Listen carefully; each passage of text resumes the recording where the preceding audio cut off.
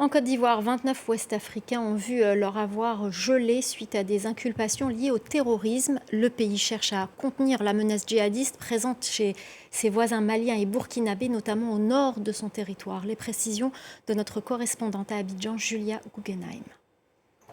C'était le 22 août dernier. Le ministère des Finances a signé un arrêté annonçant le gel des avoirs de 29 ressortissants d'Afrique de l'Ouest, et ce pour une durée de 6 mois renouvelable. Ils sont tous inculpés pour avoir participé, organisé ou encore financé des actes terroristes. La moitié d'entre eux sont des Burkinabés.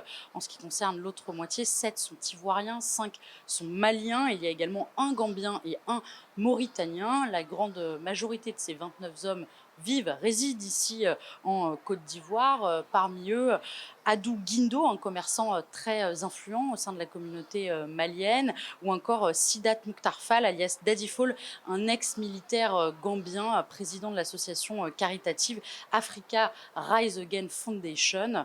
Alors, il faut dire que si les violences djihadistes sont de plus en plus meurtrières au Mali et au Burkina Faso, au voisin, qui vient d'ailleurs de vivre l'attaque terroriste la plus meurtrière de son histoire la semaine dernière, eh bien la menace semble plutôt contenue en Côte d'Ivoire. Après l'attentat de Grand Bassam en 2016, c'était en 2020 et en 2021 les dernières attaques djihadistes qui avaient endeuillé à l'époque le nord du pays. Pour autant, il faut dire qu'il faut également rappeler qu'il y a plusieurs semaines, les forces de sécurité avaient interpellé un groupe d'une dizaine de terroristes présumés qui avaient, dans le nord du pays, qui avaient ensuite été amenés, transférés à Abidjan à la mi-juillet.